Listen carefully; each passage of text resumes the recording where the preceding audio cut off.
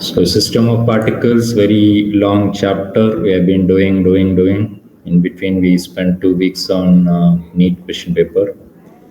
So I think we have reached only question number 64. And I think we have to go till 92. Okay, so we'll try our best today. Okay.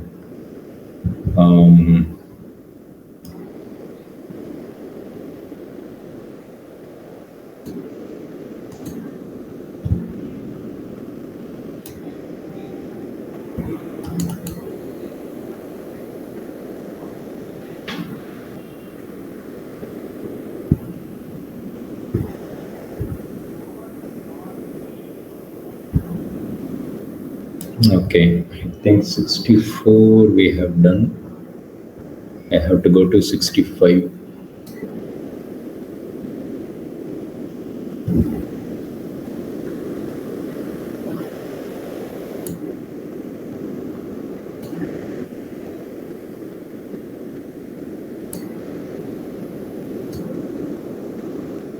So last class I gave you a small introduction about rolling, right? So I think you will get a lot of questions based on this.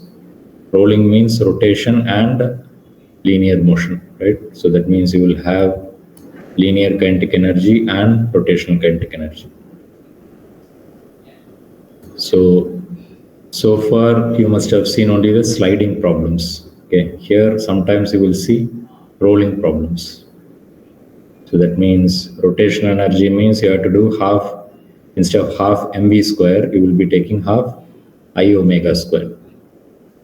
And total energy means both rotational kinetic energy plus translational kinetic energy, or you can call it as linear kinetic energy, whatever you like to call it. So that means total energy means half I omega squared plus half mv square.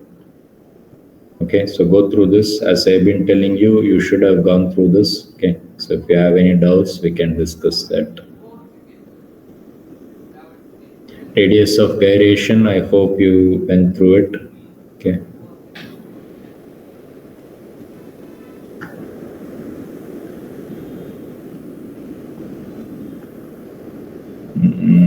How do I?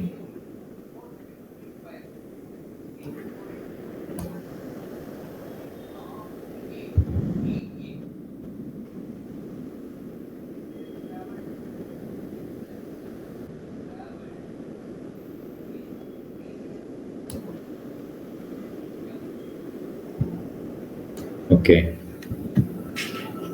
3 particles each of mass m gram are situated at vertices of an equilateral triangle ABC. Okay. Of the side L centimeter. The moment of inertia of the system about a line AX perpendicular to AB and in the plane ABC in gram centimeter square units will be. So I think it's a very easy problem, right? So they're asking you to find the moment of inertia about AX axis.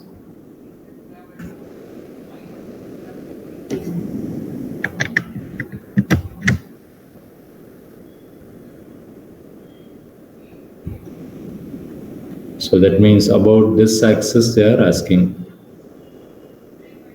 So this one, this mass will be, the moment of inertia I total will be m1 r1 square plus m2 r2 square plus m3 r3 square. Very simple. Okay, nothing very complicated here. So m and r is on the same point, which means it will become 0. So that means m, this will become 0. This m is at a distance of L, so that means m into L square. This is an equilateral triangle, which means I can say that this point is somewhere at L by 2. So this distance is L by 2.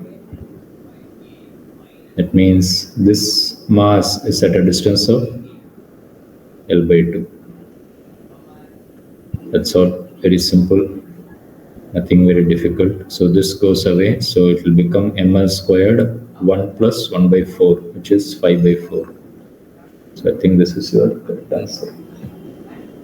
Okay, so if you know this simple formula, right, whenever you have individual masses, you can add the moment of inertia separately. You can find the moment of inertia separately and then you can add it. So how we are finding that L by 2? As I said, it's just a equilateral triangle. So if it is equilateral triangle, you don't have to do any calculation. If this is L, this has to be at L by 2, right? Because of the symmetry. Do you agree or not? Yeah, I agree, sir. From this location, this is L by 2. If this is L by 2, this is also L by 2, right? Yes, sir. Now I understand. Yeah. Most of the time, they will give you some simple geometry so that it's easy for you to find the distance.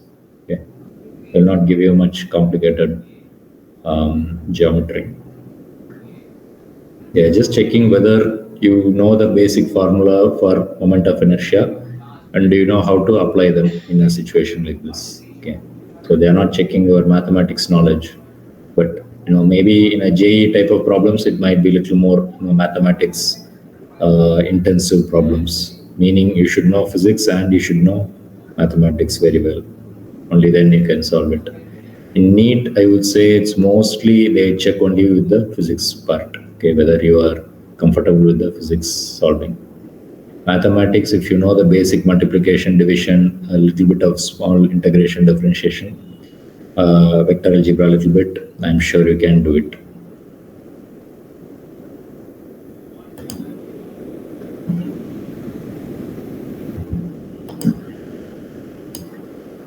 Because JEE means you are getting into engineering. Engineering means it's all mathematics and physics. Okay, so if you are studying engineering for 4 years, its entire the 4 years will be like mathematics and physics concepts. So that means you should be thorough with all the maths and physics.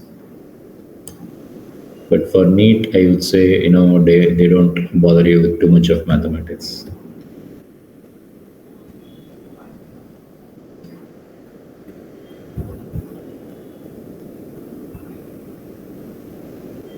The ratio of radii of gyration of a circular disk about a tangential axis in the plane of the disk and a circular ring of the same radius about a tangential axis in the plane of the ring. So that means, as I've been telling you again and again, every time I've been showing you the handbook. So this is disk. This is disk means you show some kind of a material here. A ring means only the outer ring, nothing the center. They said both are of the same radius.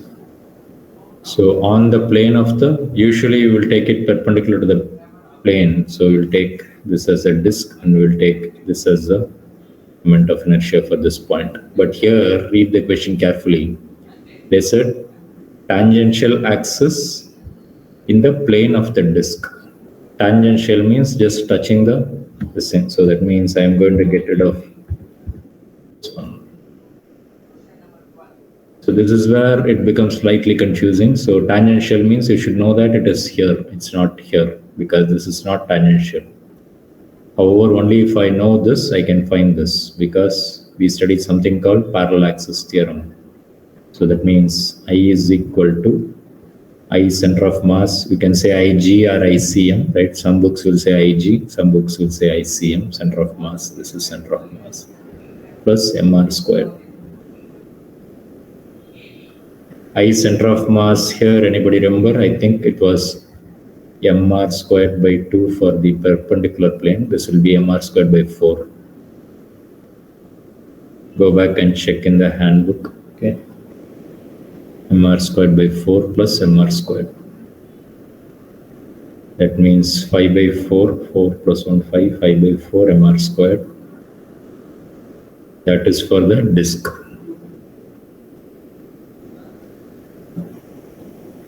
Do the same thing for ring. ring also they said same radius about a tangential axis in the plane of the ring. Plane of the ring means like this.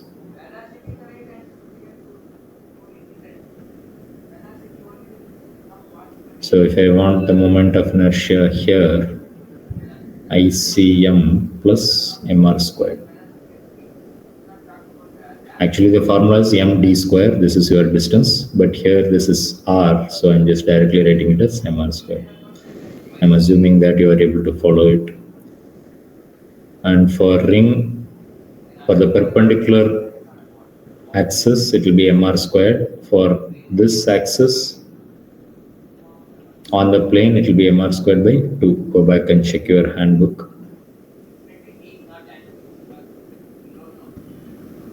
2 plus 1, 3, so 3 by 2 mr squared. I think they are asking you to find the ratio between this and this. Mr squared cancels. 4 and 2 will cancel, so I'll get 2. So I will get 5 by 4 divided by 3 by 2. How much is that? 2. So 5 by 6.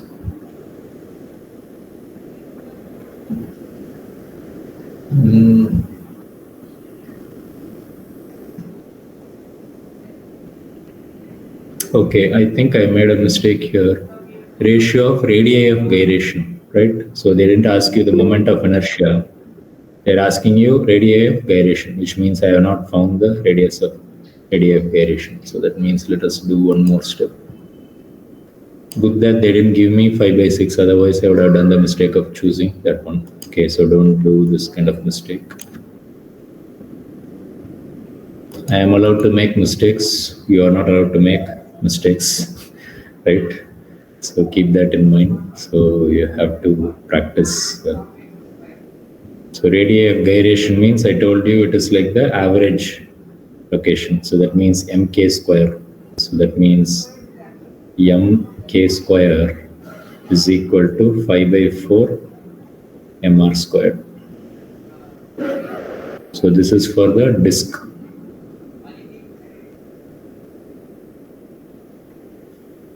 So cancels. So I'll be getting this one. Similarly, I can do for mk ring mk square. Go back and check last class, we talked about radius of gyration. So 3 by 2 mr square. Right, whatever you are getting, we assume that the entire mass is concentrated at one single point. So this entire mass is located at a point, and that distance is your k. So that is something like your average point, okay, radius of gyration. So that means m and m will cancel. So if I divide this by this, I will get,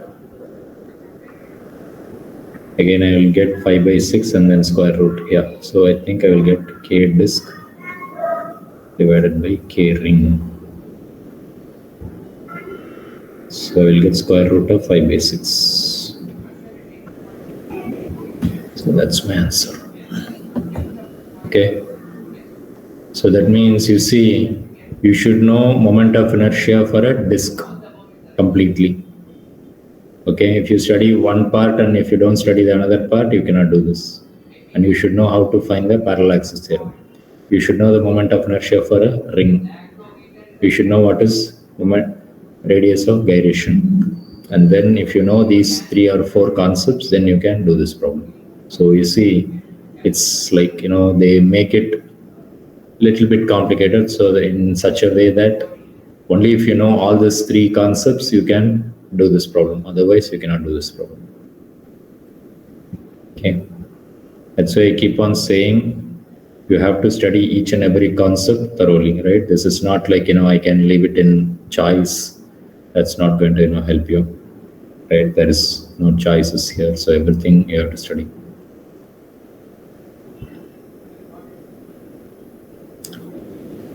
Any questions? Can I go to the next one?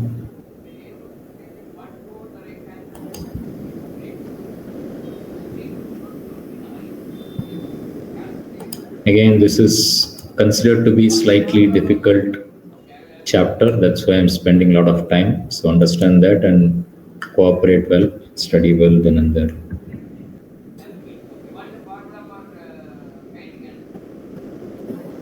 The moment of inertia of a uniform circular disk of radius r and mass m about an axis touching the disk at its diameter and normal to the disk.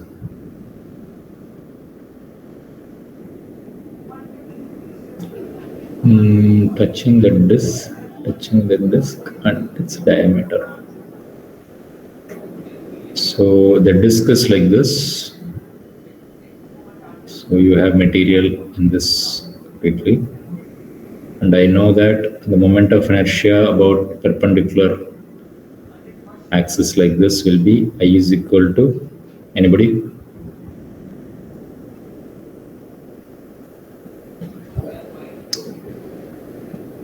Touching the disk at its diameter. Diameter is here. Normal to the disk. Normal to the disk means this. So I think they are asking you somewhere here, right? It's not very clear. Touching the disk at its diameter. So if I take this as a diameter, I think they are saying something like this, and normal to the disk is correct. So yeah, the language used here is not perfect, but you just have to live with that. You don't have a choice. So they're asking you to find this one. I know that this is center of mass, so that means center of mass is known. So ICM plus MR squared is the formula, MD square. ICM is MR squared by 2 plus MR squared, which means it will be 3 by 2 MR squared.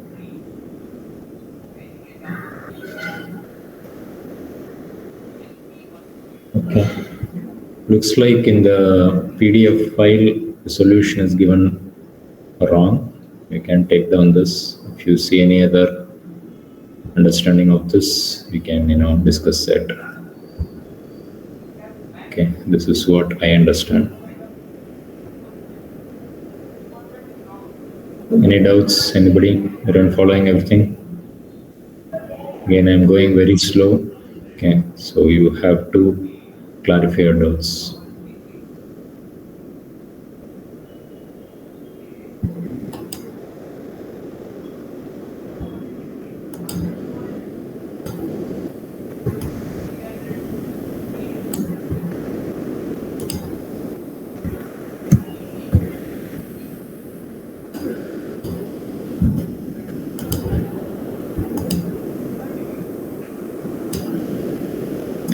A thin rod of length L and mass M is bent at its midpoint into two halves so that the angle between them is 90 degrees. The moment of inertia of the bent rod about an axis passing through the bending point and perpendicular to the plane defined by the two halves of the rod. So I think they are saying that you take a scale like this, a ruler, something like mass M and length L.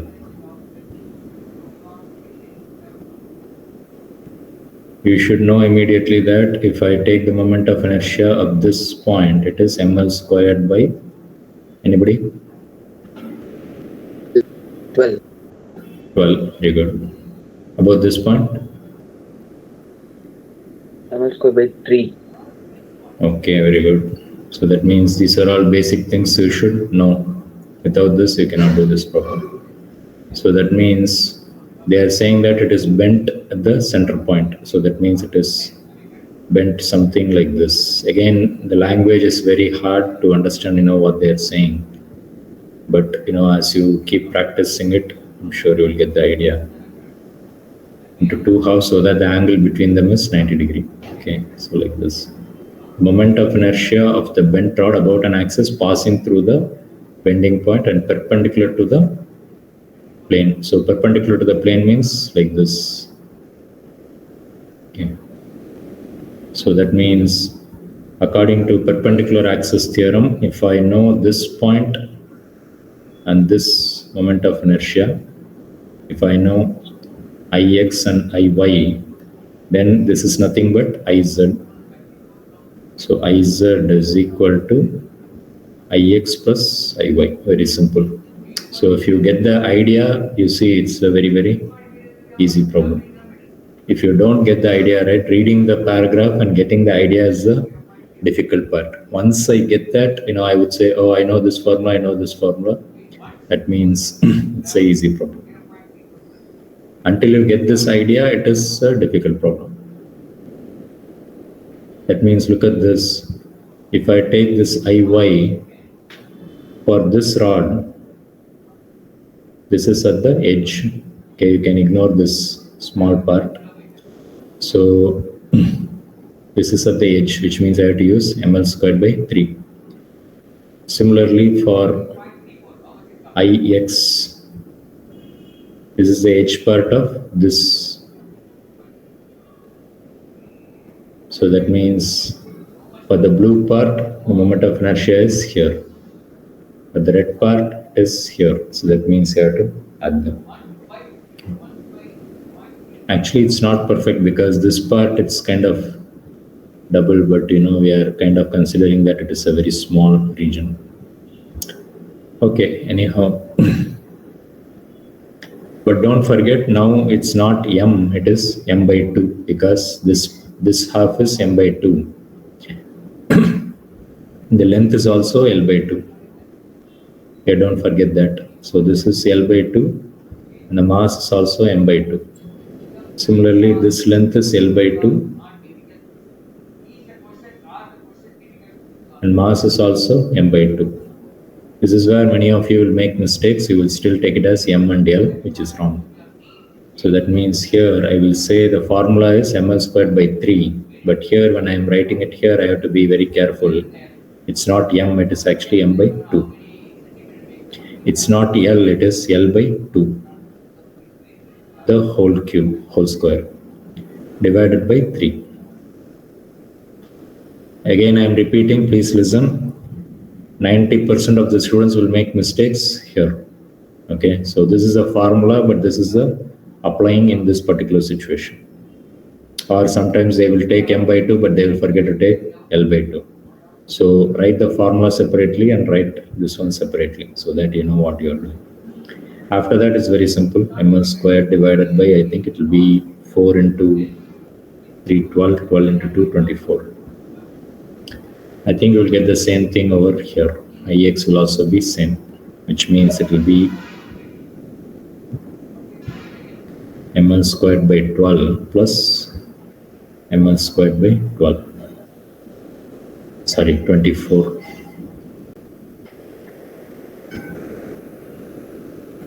So if I take ml squared commonly out, 1 by 24 plus 1 by 24, it will become 2 by 24. So it will become ml squared by 12. So ml squared by 12 is my answer. Any doubts? I can give you 1 or 2 minutes. Go through it. If you have any doubts, raise the doubts right now.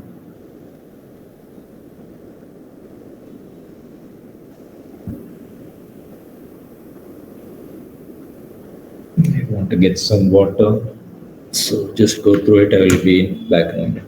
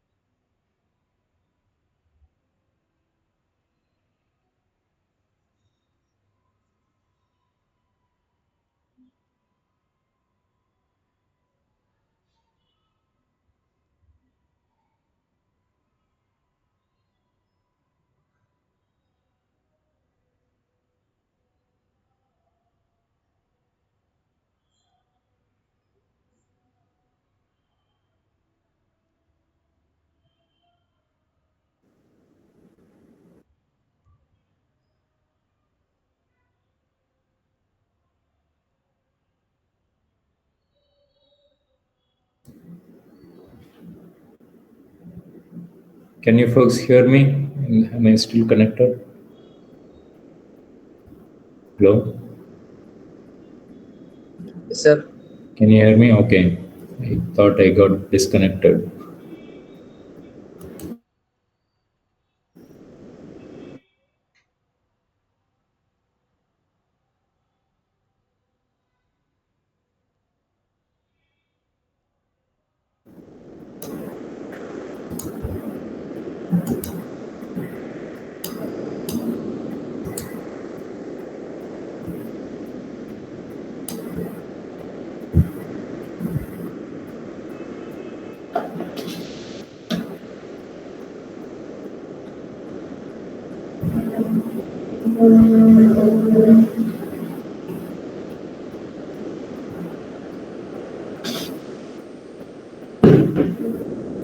Okay. So 68 completed. So let's go to 69. You see all these things, if you know the formulas, you can do it. If you don't know the formulas, it is difficult problem. Okay. So it's your choice. Some people don't study it and then they keep complaining it is very hard. Some people study it and then do whatever is necessary to get the scores in Neet. Okay.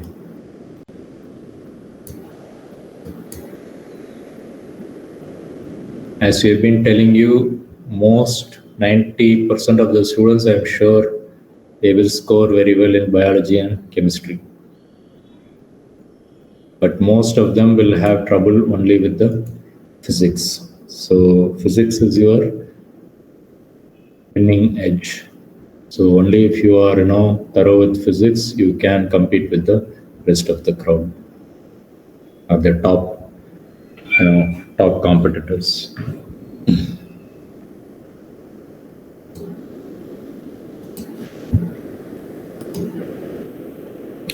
Okay, 69. Four identical thin rods, each of mass m and length L, form a square frame. Moment of inertia of this frame about an axis through the center of the square and perpendicular to its plane. I think it's also easy problem. So make a drawing, simple drawing. So this is a small rod, thin rod, and they are saying you are making a square frame using four of them.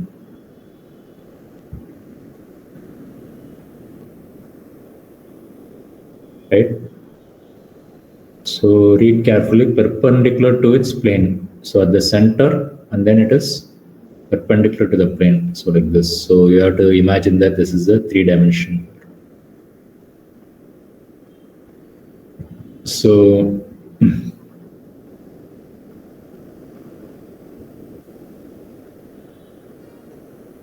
how can I do that? I can, if I know again the same concept, Iz. This is perpendicular to the plane. Iz is nothing but Ix plus Iy. So that means all I have to do is find out Ix in this, sorry, this is Iy and this is Ix. So that means this will be Ix and this will be Iy. So if I'm able to find this and this, then this is a very, very easy thing. So now my question is, and looking at the symmetry of the object, I can say that Ix and Iy should be same. Do you agree, everyone? Yes, sir. Because it is a square. It, yeah, so it's a square, so that means it will be symmetric. So that means even if I rotate 90 degree, Ix and Iy will be same. So how to find Ix? You see, this rod is m and length L. So that means it is at a distance of L by 2.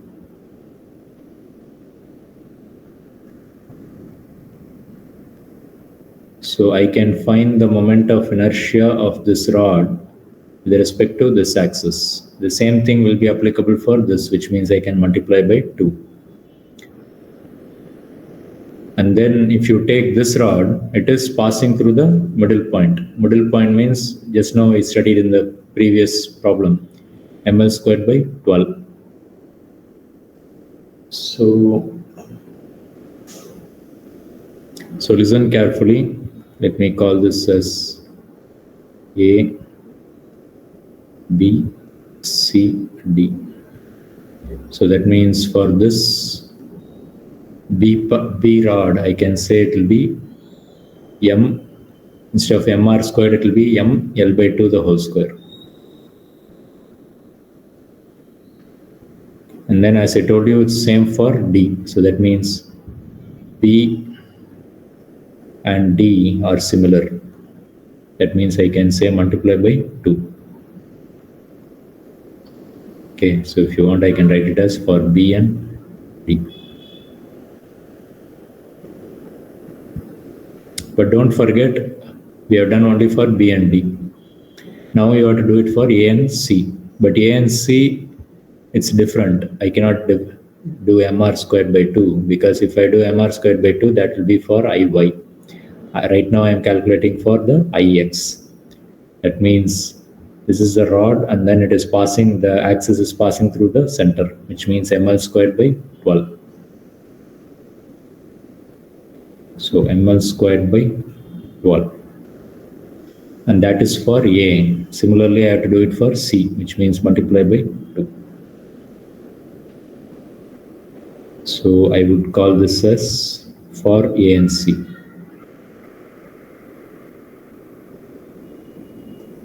That's all. If you know how to, this is the tricky part. If you know this, I can say Ix and Iy are same, multiply by 2 to get the Iz. That's all. Okay, but if you don't know these two steps, obviously you cannot do these steps.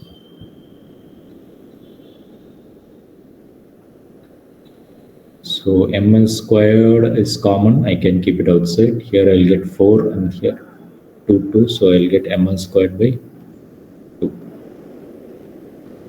Here I will get ml squared by 6.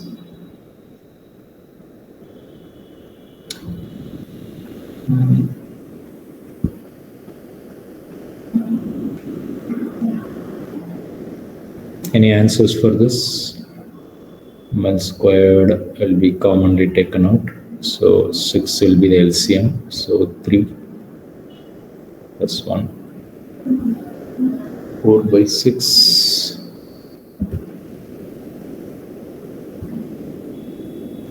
2 by 3 ml squared. I have been telling you again and again, Ix and Iy will be same, so you don't have to break your head again.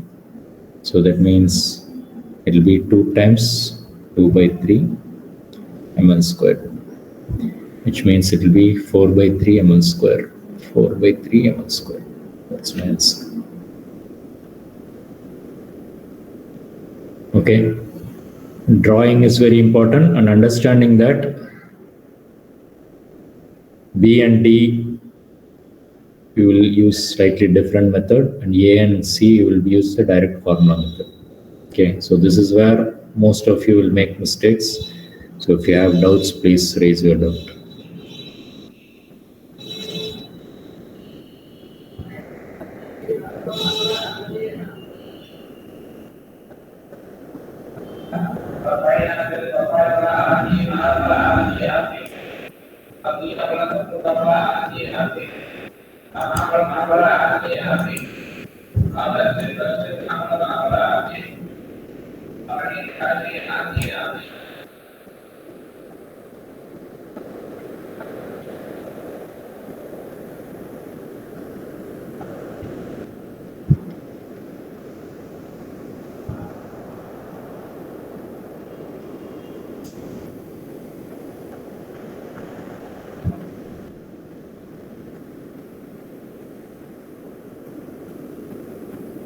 A small mass attached to a string rotates on a frictionless tabletop as shown.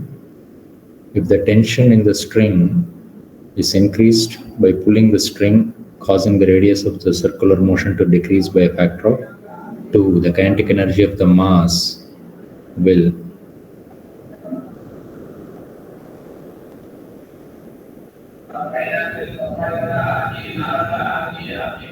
so the diagram is not clear, so maybe I will redraw this.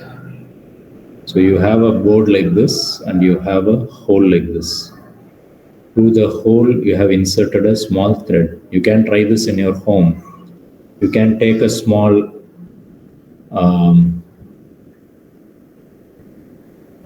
you can take a used up pen, and in the pen, you will see this kind of empty hollow cylinder, right? The used pen, you can, instead of throwing it away, you can try this. And then you can put a thread through this. And then you can attach a small ball, or even you can attach the pen cap. Whatever you find, you can attach it.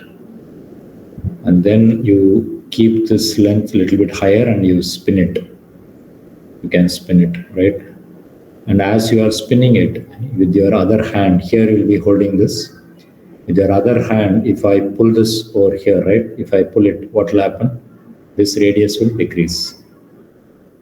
Everyone following what I'm saying? Yes, sir. So please try this and take a video, and I can share it with others also. So here the radius is, let's say, 10 centimeter or 20 centimeter. Here you are reducing it to say 5 centimeter. So that means that by pulling this thread, right, you suddenly bring it closer here. So already you are spinning this. So what do you think will happen to this spinning? Will it get faster or will it get slower? Anybody?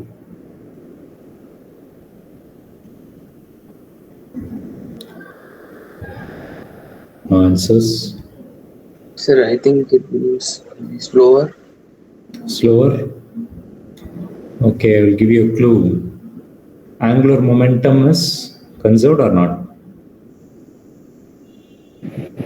You are not applying any external force. Whenever there is no external force, angular momentum is conserved. So that means L before is equal to L after. What is L?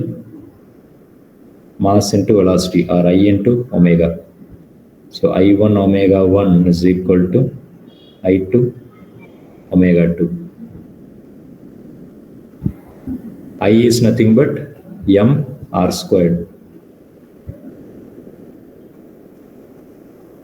I2 is nothing but m r2 square. Mass of the ball or a pen cap, whatever object you have, the mass does not change. So radius is decreased. When you decrease the radius, what will happen to the omega? When this is decreased, what will happen to this to keep this a constant?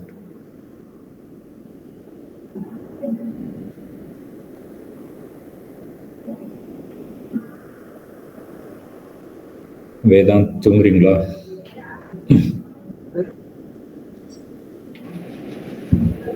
Sir, increases, sir.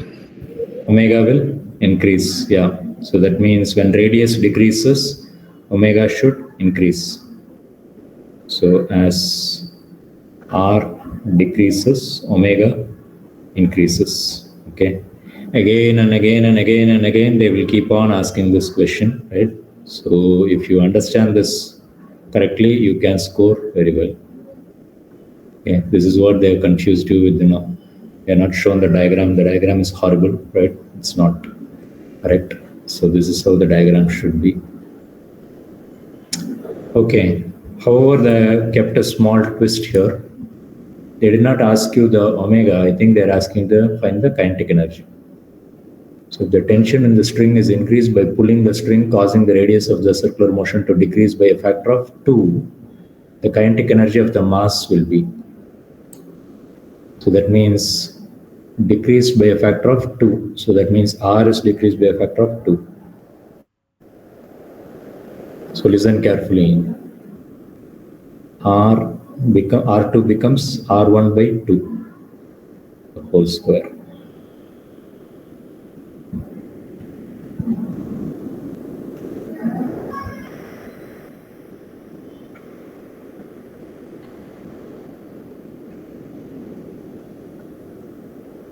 So omega 1 is equal to 2 squared, so it will be omega 2 by 4.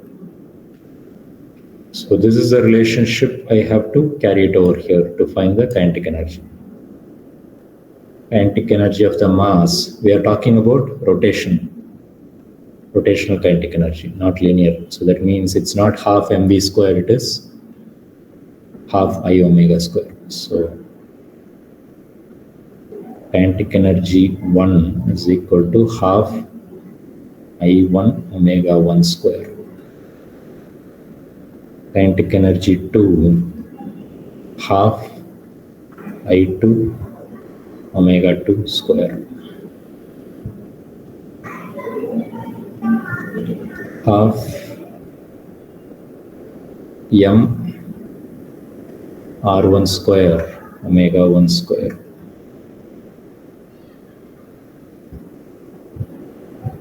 Of course, you can do it quickly, right? Omega 2 square.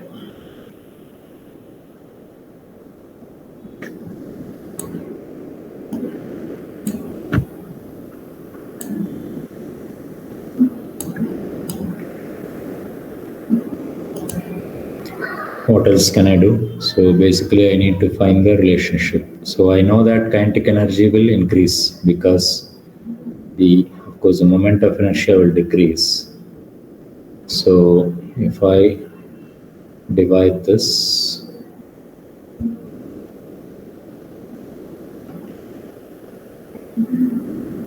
R2 they said R1 by 2. Omega 1 we found it as omega 2 is 4 times omega 1. So that means 4 times omega 1 the whole square. Let's all simplify this, we'll get the answer. So R1 square cancels, omega 1 squared cancels. So I'll be getting 1 by 4 into 4 into 4. So 4 cancels, so I'll be getting 1 by 4.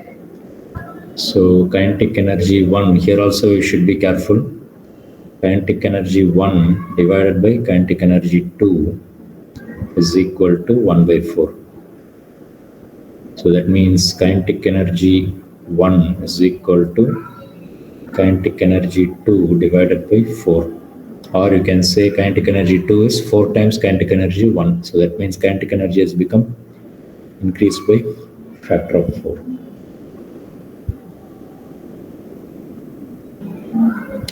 Again, what are the concepts you should know? Kinetic energy is half I omega squared, and this is the starting point. If you don't know this, if you don't do this experiment, you will not remember this. Okay, so please try this with your simple broken pen. You can try this experiment, or used a pen. You can do this experiment with a thread. If you have a thread, you can do this. Take a video and send it to me. I can share it with others. Okay, so please try that.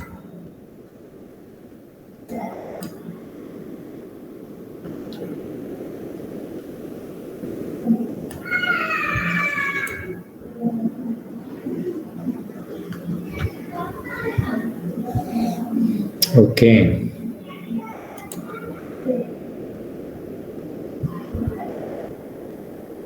Again, sometimes the diagram is not perfect, right? So unfortunately, it is not good. We may not get the idea properly.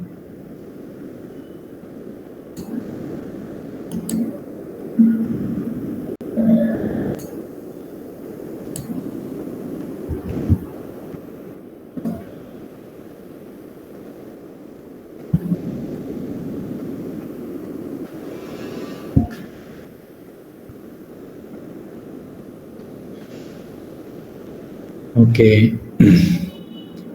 moment of inertia of a thin uniform rod of mass m and length l about an axis passing through its midpoint and perpendicular to its length is I naught. Its moment of inertia about an axis passing through one of its ends and perpendicular to its length.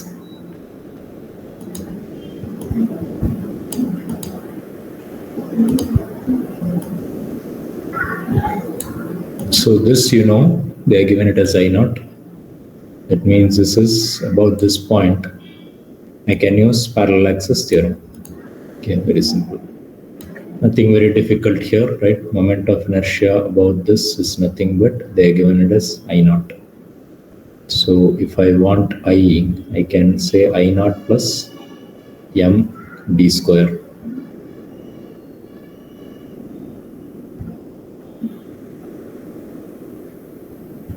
Here the total length is L, so that means it will be L by 2, the whole square.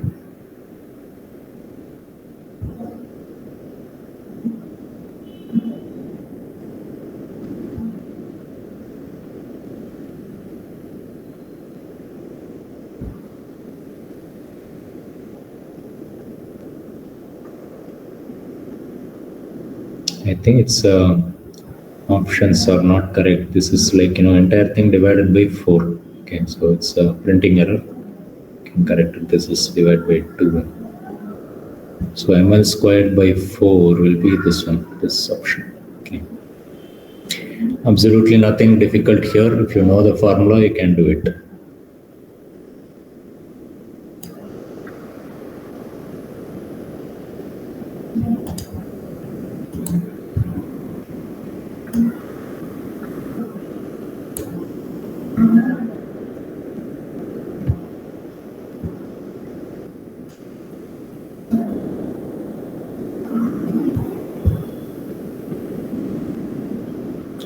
Moment of inertia of a uniform circular disk is maximum about an axis perpendicular to the disk and passing through. So moment of inertia will be maximum when the mass is farther from the center of axis.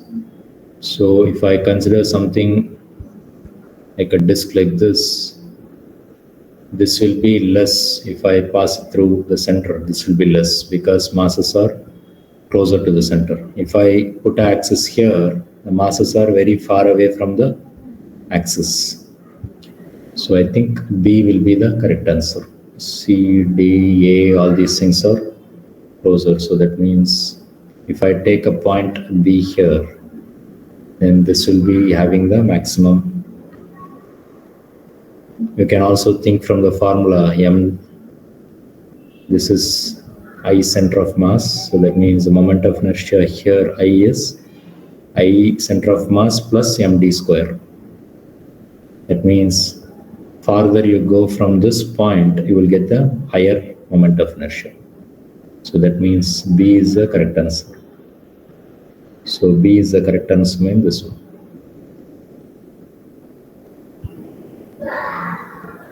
This is also to confuse you. What they will do is they will not give you ABCD in the proper order.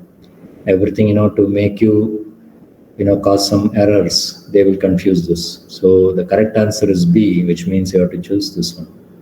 If they had given it as ABC, it's much more easier. But I'm sure some students will make the mistake. They will choose this correctly B, and then they will choose this one, which is wrong. Okay.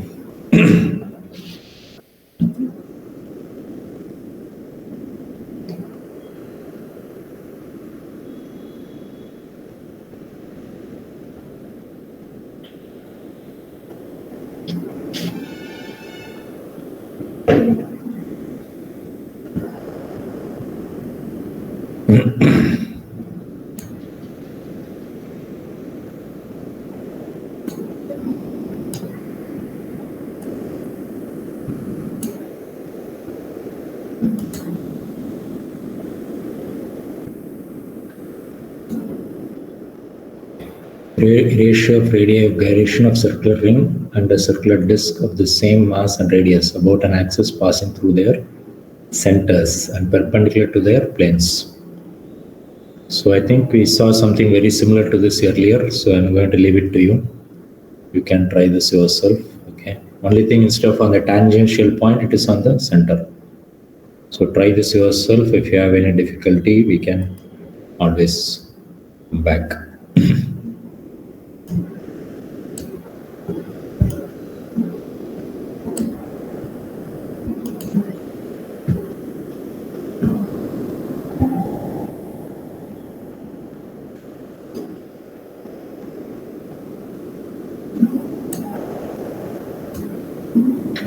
3 identical spherical shells. Remember, it's not sphere, it is shell, meaning inside it is empty, right? So it's not solid sphere. Which means I think I remember, if I remember correctly, it was like 2 by 3 or 2 by 5? 2 by 3, I think. Right? Anybody remember?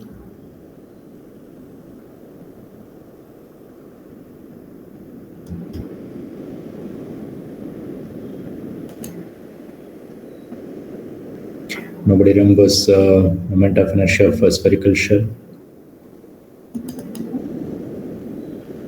2 by 3. I can't hear you. So 2 by 3 mr square. 2 by 3, are you sure? Okay. So if you have any doubts, please, go to this handbook. Everything is there. If not 100%, I would say at least 80-90% is there.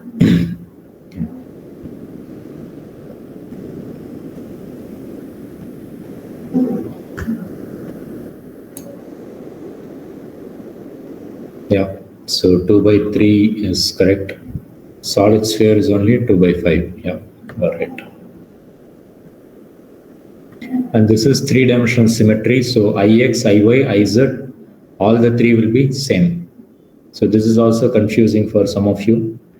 Sir, how come here you said Iy, Iz is equal to Ix plus Iy? And here you are saying, like, this means this is a 2-dimensional symmetry, whereas this is a 3-dimensional symmetry. So in 3-dimension, perpendicular axis theorem is not applicable. So keep in mind, I don't know if I have given it. Yeah, I think I have given it here. Not valid for 3D objects such as sphere and cylinder. So only for 2-dimensional lamina-like objects. Lamina means like a thin sheet. Okay, so this is what we are going to use here.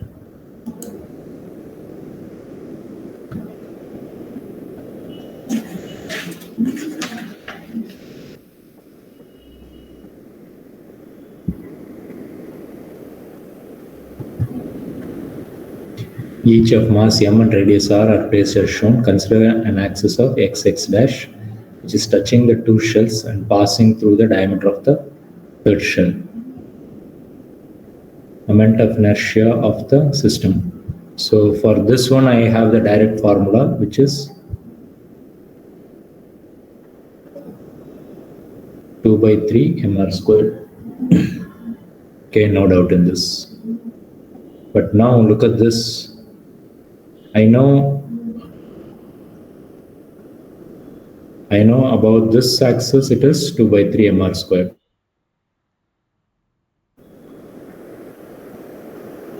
But if I want something tangential to this, right, then I can use parallel axis theorem. I cannot use perpendicular axis theorem, but I can use parallel axis theorem.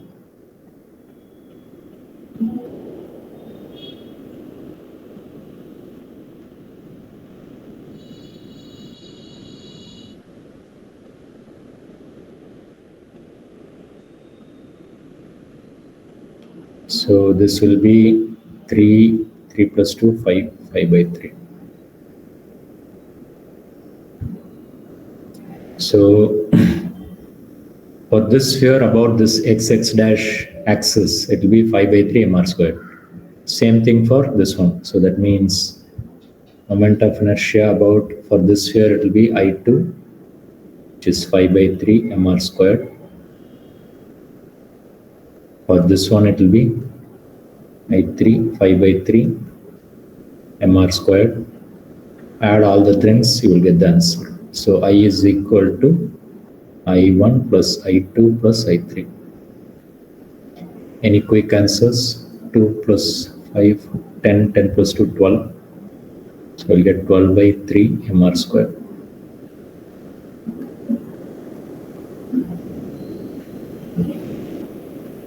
Okay, let's see if you have that option.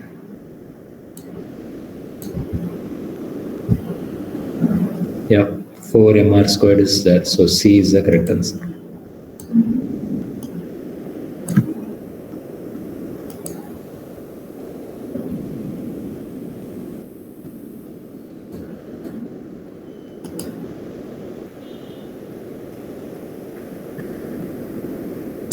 Okay, any doubts? Very, very easy problems. Okay.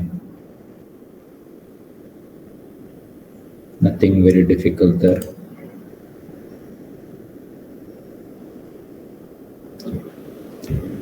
$75.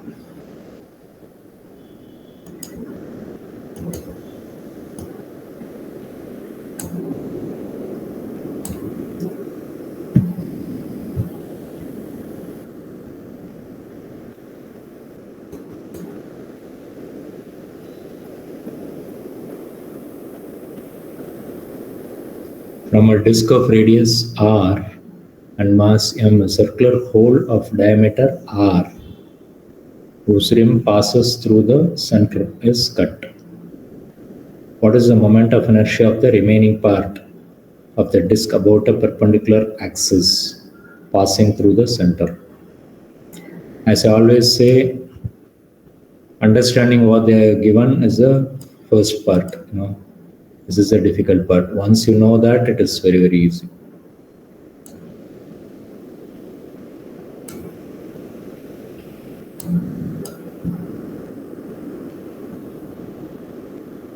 So what they are saying is, they are taking a disc like this,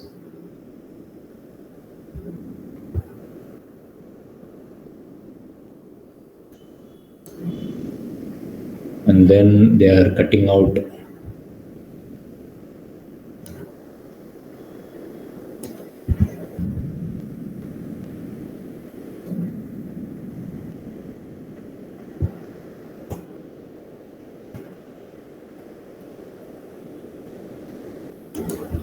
from this. They said they are cutting out some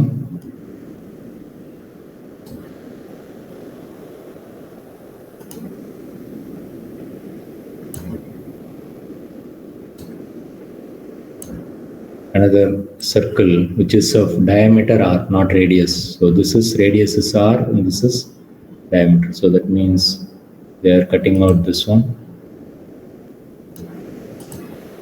So this part is cut. So that means this is the remaining part. So that means we are going to deal with three different things. One full thing, and then the cutout section, and then the remaining part.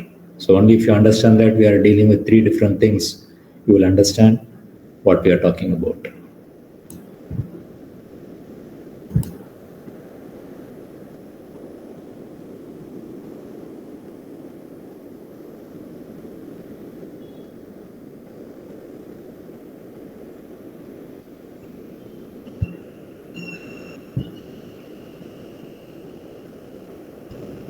What is the moment of inertia of the remaining part of the disk perpendicular to the axis? Perpendicular axis passing through the center, about a perpendicular axis. So that means again this part. Okay, perpendicular to the paper.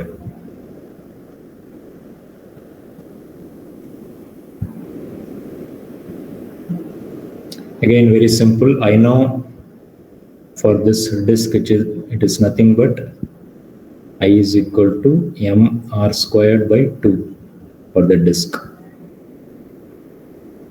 For the smaller disk,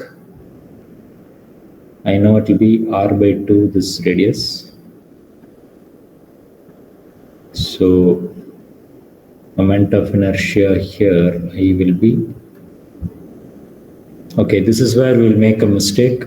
If I write as m, it is wrong, which means I have to take only this mass alone. So I will call this as m dash, only the small region part. M dash r by 2 the whole square, mr squared, so r by 2 the whole square divided by 2. Okay, but this will give you the moment of inertia about this axis, but I want it about this axis, so that means I have to do some parallel axis theorem. Okay, so that means this is your r by 2. You see, so much of thinking you have to do with proper drawings. So that means I of cutout section about y.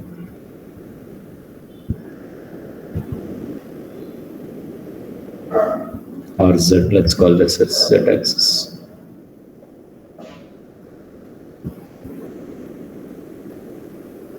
So that means it will be this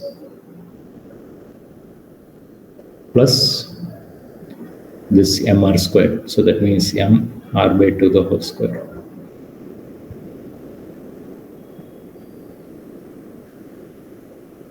Again, I'm making a mistake. Anybody? What is the mistake I'm doing? Is it m or m dash? We are doing it for this cutout section, which means it is m dash.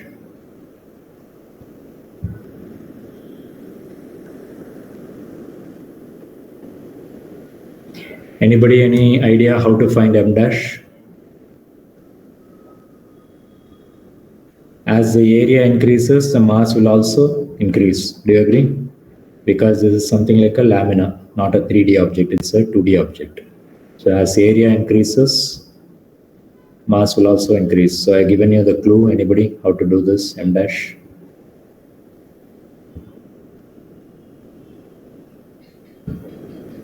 Nobody knows. Didn't we do these kind of problems earlier?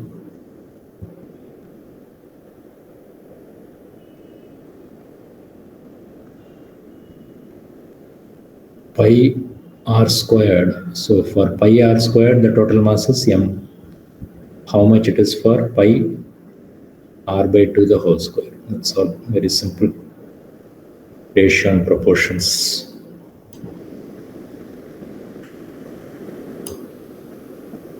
So simplify this, you'll get the answer. So that means pi cancels, r squared cancels.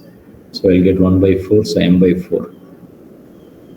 So the m dash mass is only m by 4. So that means m by 4 r squared divided by 4. 4 into 2, it's 8.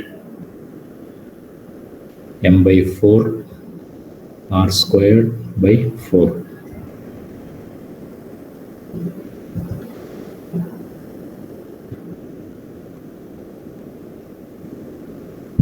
So if I keep mr squared by 4 commonly out, what is left is, even I can take 4 commonly out, another 4.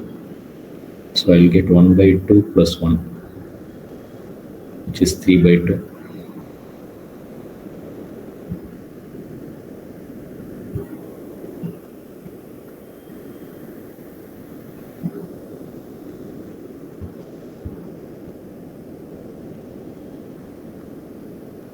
So that is only for the cutout section.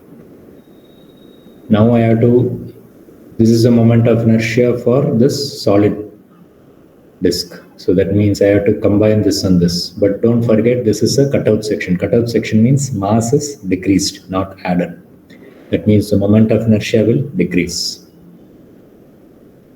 So that means I for the remaining part.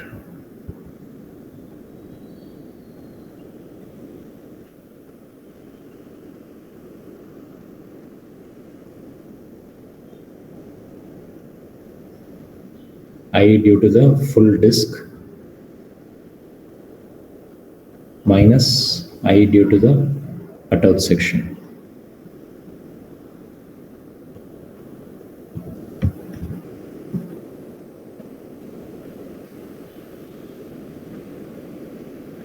This is mr squared by 2. This is mr squared by 1632, so 3 by 32. So any quick answers? 32, so it will be 16 minus 3, 13, so it will be 13 by 32.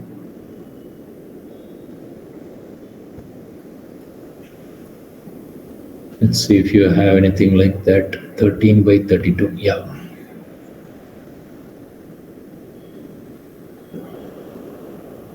Any questions? No doubts?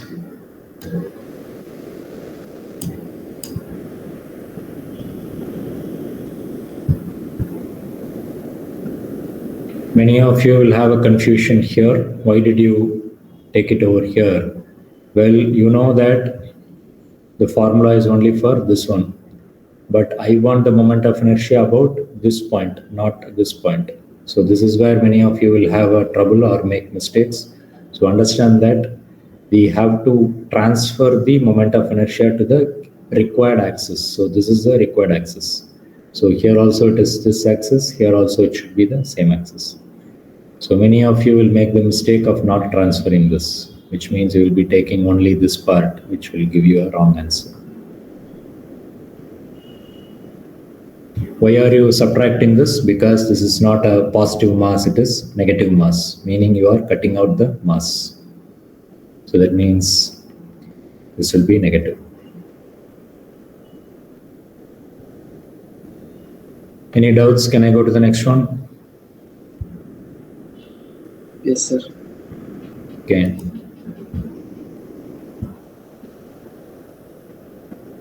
$75, $76.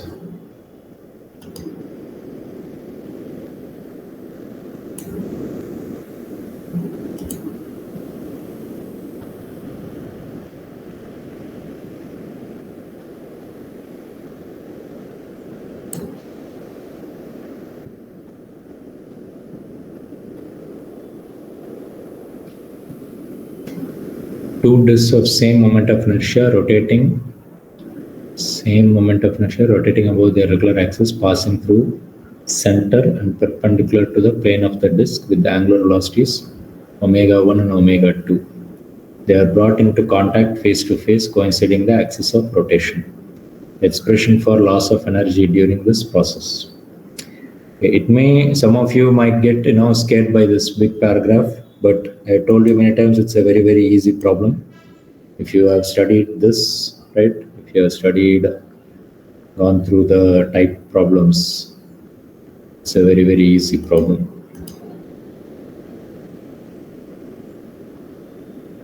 Yeah, this one. Rotating disk falling into another rotating disk. So angular momentum before should be equal to angular momentum after. Before you have two disks, after you will have only one disk because both the disks will be sticking together. So I1 omega 1 plus I2 omega 2 should be equal to I1 plus I2 omega final. Okay.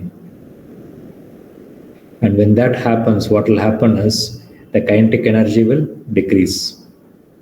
Since the speed decreases, right, the kinetic energy will decrease. So that's what they are asking. So kinetic energy loss is equal to kinetic energy initial minus kinetic energy final.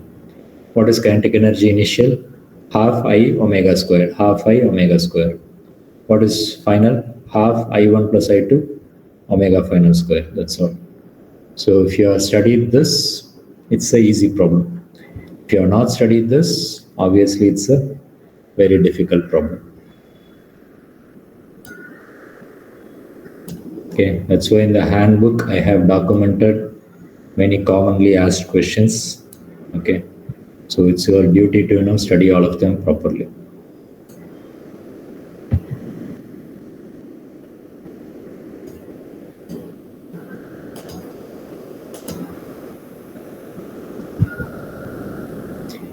same moment of inertia. So moment of inertia is same. So that means this and this are same. I is same. So 1 by 2 I omega 1 square plus 1 by 2 I omega 2 square minus 1 by 2 I plus I, it will become 2I omega final the square. So your job is to find only the omega final. Okay. So which means I can use this formula. I into omega 1 plus I into omega 2 is equal to I plus I, it will be 2I into omega final.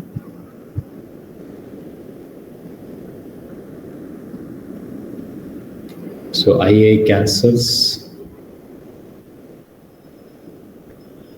So omega final is nothing but omega 1 plus omega 2 divided by 2. That means substitute it over here and you will get the answer. You see, if you know the concepts, it's an easy problem. If you don't know the concept, it is a difficult problem.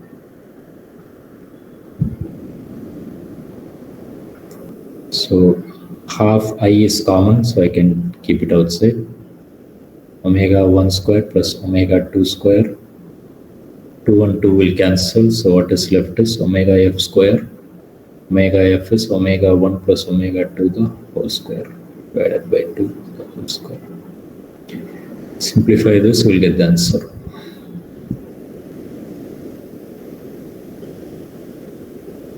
Any quick answers? I think I can take this and this commonly out. Omega, no, I cannot take it. Omega 1 square plus omega 2 square. This 2 will come over here, so that means this will become 2. Minus omega 1 square plus omega 2 square plus 2 omega 1 omega 2 divided by 2. 1 by 2 into I.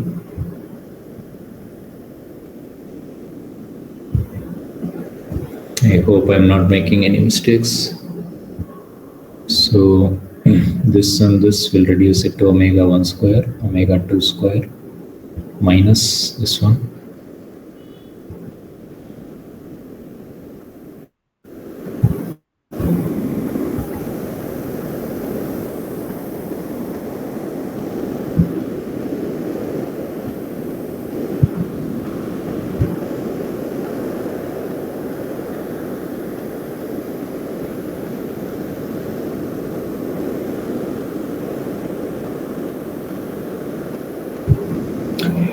Let's see if I have that option. 1 by 4I omega 1 minus omega 2 the whole square. Yeah, so that's my answer.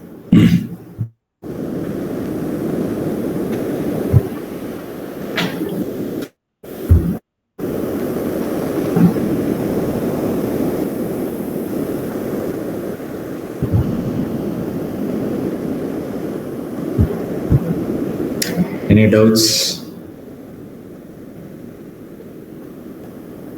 Okay, I think it's already time. So please keep trying the problems. Okay, I think most probably I thought of finishing it today, but fortunately we still have some. But don't worry about it. We just have a little bit. Maybe we'll finish this in the next class and then we'll get started with the Newton's laws of motion. Okay, so if you have any doubts, please let me know. Keep sending it in the WhatsApp and keep working out the problems. Every day, at least 10 problems. If you do 15, 20 problems, it's very good. Okay. If you don't do it, you are not doing justice for your goals, Neet goals. Okay, so keep that in mind. Thank you all. Bye. If you have doubts, you can stay back. Thank you. Bye. Thank you, sir.